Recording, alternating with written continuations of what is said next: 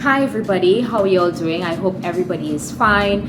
Welcome back to my channel. My name is Elena and this is House of Elena. For anybody who probably come across this video or my channel for the first time, welcome. Thank you for stopping by. Thank you for the visit. Much appreciated. Anyway, so I want to talk about this topic because I believe it's so very important for us to know this because, as they say, knowledge is power.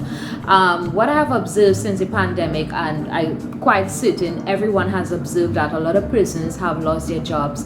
And in addition to that, there are a lot of things that are coming up that people weren't aware of. And I think that it's important that we kind of talk about this and really know what our rights are as employees in the workplace and what the laws are, particularly in Trinidad and Tobago. But I guess other persons who are looking at this video from other parts of the world can probably benefit as well. And I know some of the Caribbean islands have similar laws like Trinidad and Tobago laws, but I really wanted to discuss this because I know that persons are so unaware of their rights and what they're entitled to and what the benefits are for them working in the working world. So as you all saw the caption, I want to discuss 10 things that employees should know to empower them in the workplace. How do I know this? Let's just say I read a lot. All right, so let's start. So the first thing I want to inform persons, which a lot of people don't know, is you have a right to join a trade union of your choice or any number of trade unions of your choice once you're not working for a company that is already associated with a union or part of a collective bargaining. Now, I could have gone into discussing what is industrial relations and things like that. I really didn't want to bore you all with the details, but I think it's also important that I talk about that, and probably I'll leave that for another video, okay? So like I was saying,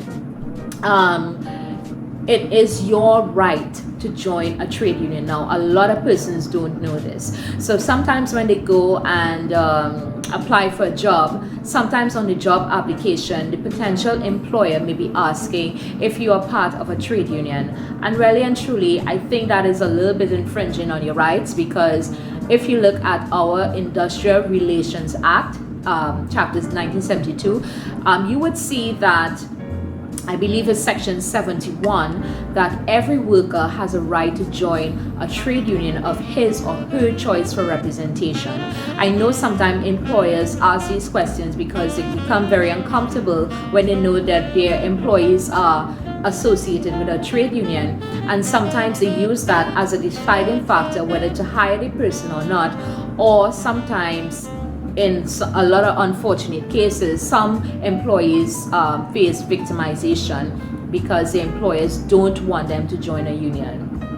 A lot of persons, as I said, don't realize that that is their right to join a trade union, and therefore you want to exercise that right, because if your rights are being infringed in the workplace, you will have an entity, an organization in which you can go to get questions, to get representation, to quell any misconceptions or misunderstandings that you may have in the workplace.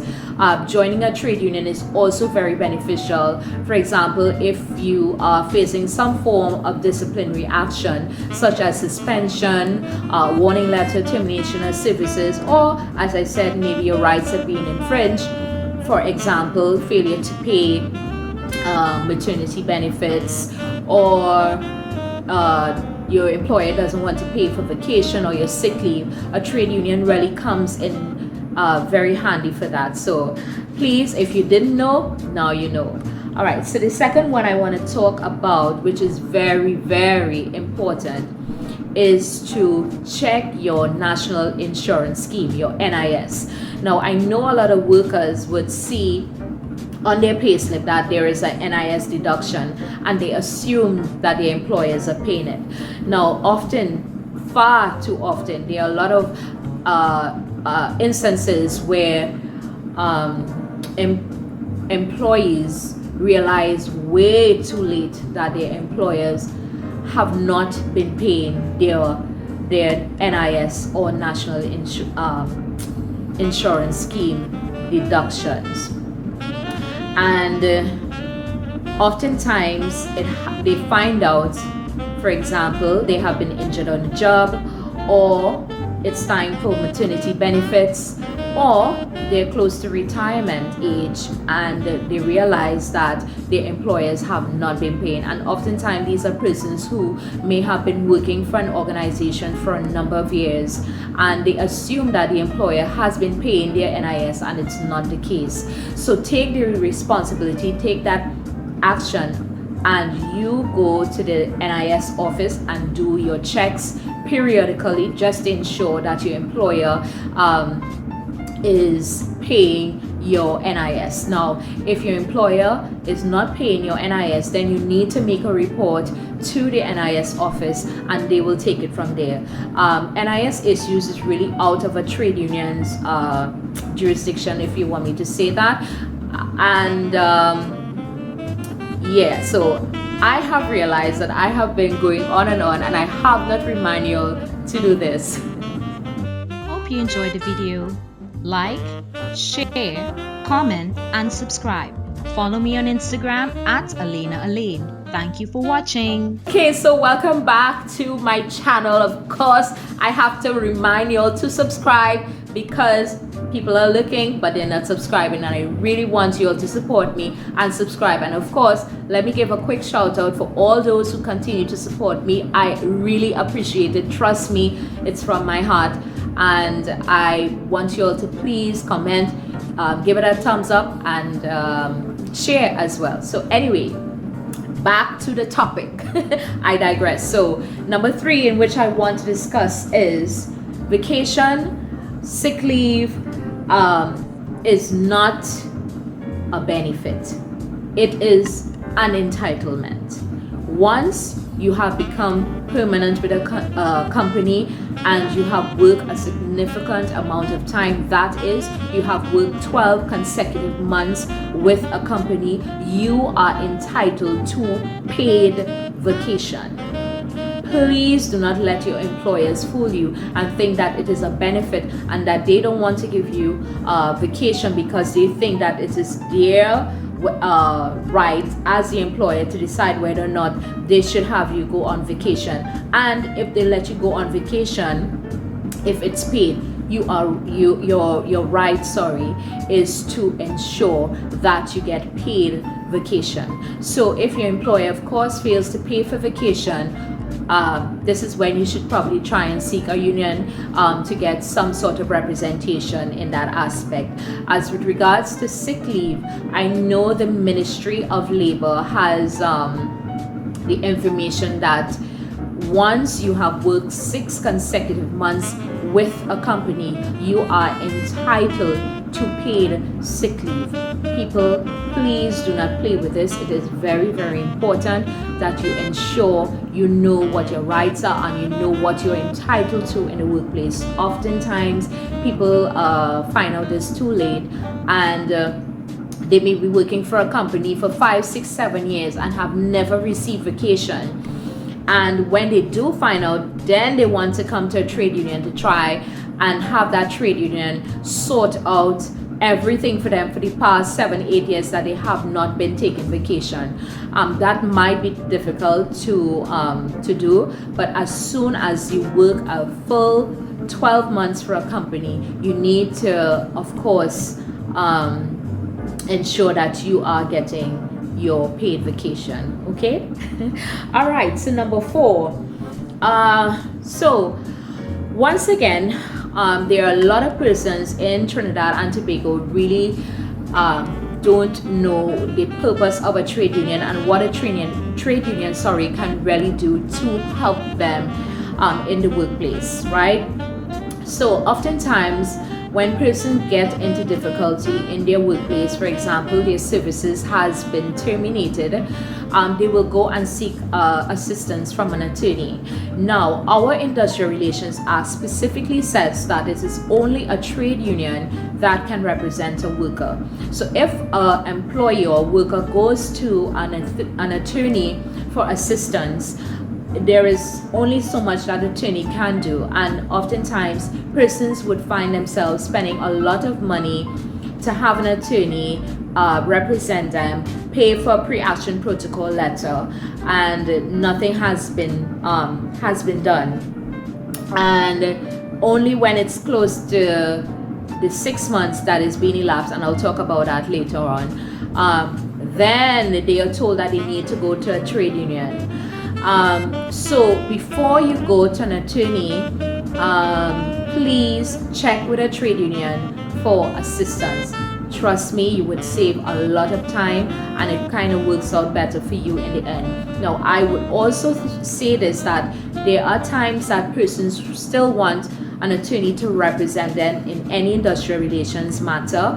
What is done is that attorney will have to represent that employee through whatever trade union that the worker joins or the employee joins, because it is by law that is only a trade union can represent employees.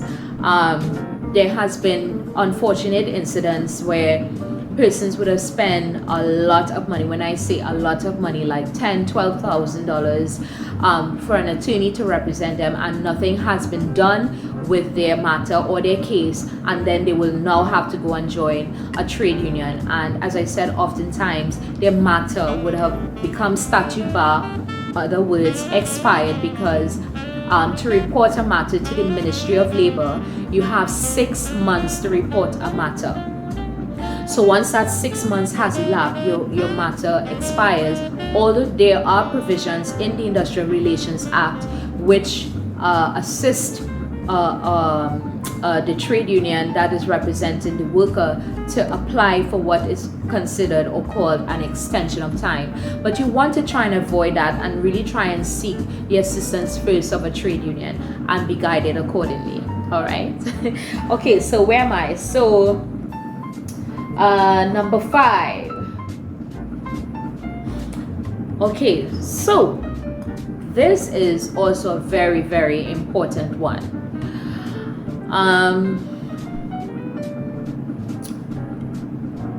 An employer is not under obligation to pay an employee upon retirement. There is no law which says that an employer has to do that.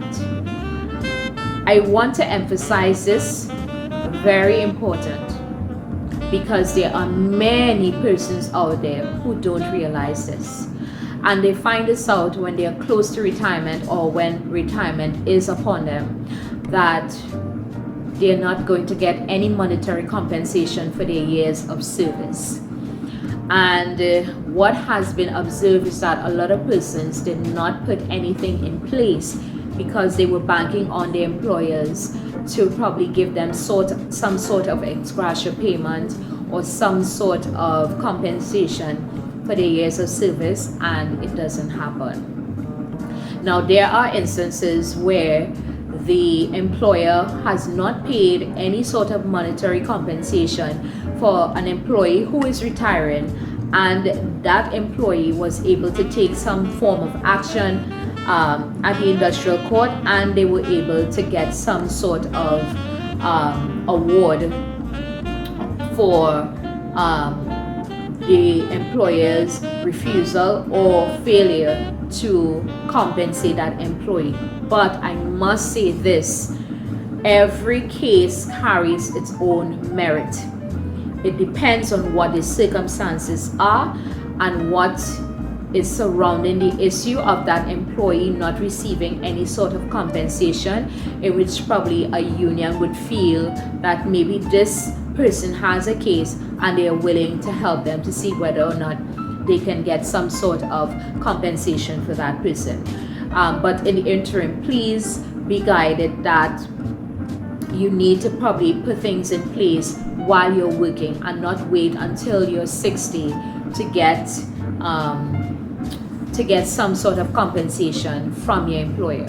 Another thing, as I think I would have mentioned it before, with the NIS, for persons who are retiring, please also ensure that you have been checking to see whether or not your employers has been meeting their obligations of paying your national insurance scheme. Yeah, okay. So number 6, in which I felt was important, this is for female employees who are expecting or realize that they're pregnant. It is your obligation as the employee to ensure that the employer knows that you are pregnant and when your baby is expected or when the baby is due. This should be done by a doctor. Please do not verbally alone tell your employer that you are expecting a baby. Make sure that you have your medical report or letter from your doctor which states that how far your pregnancy is and when you're expected to have the baby. This is also very, very important because oftentimes employers deny that the employee has ever told them that they are pregnant, especially in cases where it reaches a point where the employer may try to terminate the worker's services because they are pregnant. They may deny that they did not know, and because there is no documentation to prove that the employee would have told the employer, it is he says, she says. So to avoid that, the Maternity Protection Act, which I would encourage all women who are pregnant or who have recently found out that they are pregnant and are working, to please go and read the Maternity Protection Act. You can go online, all the acts are there, read it, know it, empower yourself in the workplace because knowledge is power.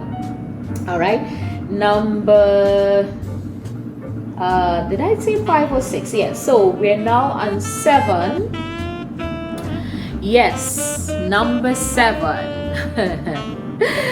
Oh, so many of y'all are guilty of this, right? Because I know you want the job, but you'll get caught in this trap and it comes to bite you after. All right, and that is signing an employment contract and not having a copy for yourself. There are times where employees go to find a job, they get a job, they're given a contract, the employer lets them sign it and keeps the contract, and the worker does not have a contract for themselves. That is not right. If your signature is on a document, you are entitled to a copy. This comes and bite people a lot later down the road, because sometimes when they get into issues with their employers, for example, their services has been terminated, or there is some sort of disciplinary action being taken against the employee, there is no documentation. The employee does not have a copy, and once again, the employer has the upper hand to discredit the employee in terms of how long they may have been working for the company. And you know, I know a lot of persons fall in this trap, right? An employer telling you that if you want to know what the company's policies are, or if you want to see your contract, then you need to visit the company's office and you can read it on the company. That is total rubbish, right? You are entitled to have a copy of a contract. You're entitled to have the employee handbook so that you can always reference and see whether or not you're on track or whether the employer is not even following what their policies are. And as I'm saying policies, what I also want to add to this is oftentimes employers will formulate policies, and because they think that they created that policy, that it stands. But if you create a policy that still goes against the laws of Trinidad and Tobago, the employee can challenge you on it. All right, so employers, please be mindful what you put in your employee handbook. All right, so again, we sometimes are so just happy to know that we get a job that we overlook these things, and then later on it really doesn't benefit us. So we want to make sure that we do all our checks and balances, cross our T's, dot our I's, roll our R's. It's that important to know that we are working for a company that is responsible, that is fulfilling their obligation, and that doesn't create an environment that eventually it's untenable to work in. Yeah? Okay. Number 8. Yeah, we're moving along quickly. Let me see what I have for number 8. Right. So I'm going back again to, let's say you get a job and the employer never asks for your NIS number or your Board of Inland Revenue number. That is a huge red flag. If your employer is paying you in cash, most of the times that employer is not paying your national insurance scheme. And you need to ensure that that is being done. There are some employers that would pay in cash and they will do it, but I would say 98% of the times it doesn't happen. Once your employer is paying you cash, or you have issue receiving a pay slip, you ask for a pay slip and you're getting a runaround, that employer is not paying your NIS or any sort of other obligations that they will be needing to do as employers, and you need to check on that. Okay. Number 9 is, what employees need to know is that sick leave and injury leave are 2 different things.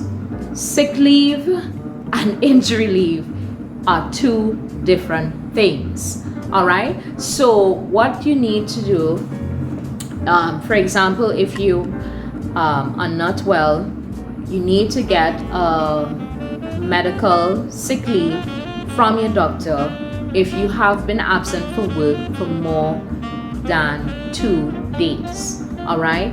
So injury leave is where you may have been injured on the job and you hurt some part of your body. That is injury leave. And I'm stressing on this is because oftentimes, again, persons are not informed, not even by their employers, that they are entitled to some sort of workman compensation, right? And there's a time limit for that. Now, if you're claiming injury leave, your doctor as well needs to say what percentage of injury you sustain, whether it's 30%, 40, 50%, whether it's permanent disability, partial disability. That is important because that percentage is also based on a calculation of what your salary is as well. Okay? Also, what you need to know is that any sort of injury issue must be dealt with your NIS, your employer workman compensation. All right. That does not fall under the purview of trade unions as well. Only if as a result of your injury, your employer may have taken some sort of action which alters your terms and conditions of employment, or whether you may have lost your job wrongfully because of it, then a trade union can come into play. But please know what the difference is. Visit the Ministry of Labor to get information so that you can become more informed. All right. Okay, so we are the final one, which is number 10. Number 10 is, what is number 10? Number 10 is right. Number 10 is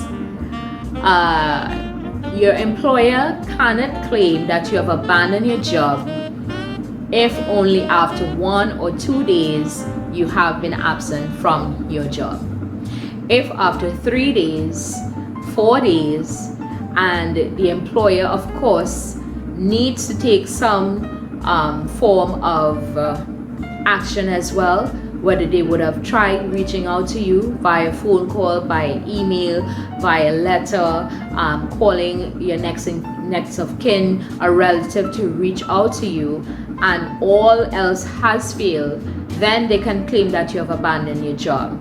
Many times employers claim that workers abandon their jobs and they haven't done any of the above. Neither have they given the employee suitable time to say that they have abandoned their job. All right, so these are, it may seem simple, but these are very important things that I think everybody needs to know. It doesn't matter which job you have, whether it's a blue collar, whether it's a white collar job, whether you're corporate, whether you work in a store, you need to know these things, because trust me, yeah, need I go further? So I hope you all find this video was helpful. I appreciate all those who stayed to the end and watched the entire video. Please subscribe, share, comment.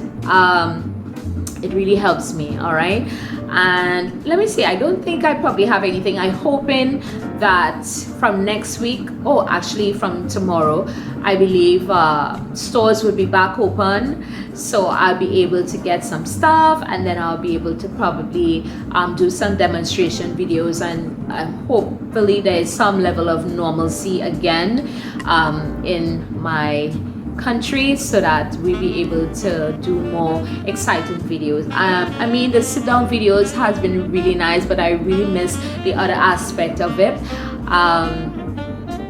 Please stay safe, and I really appreciate you all.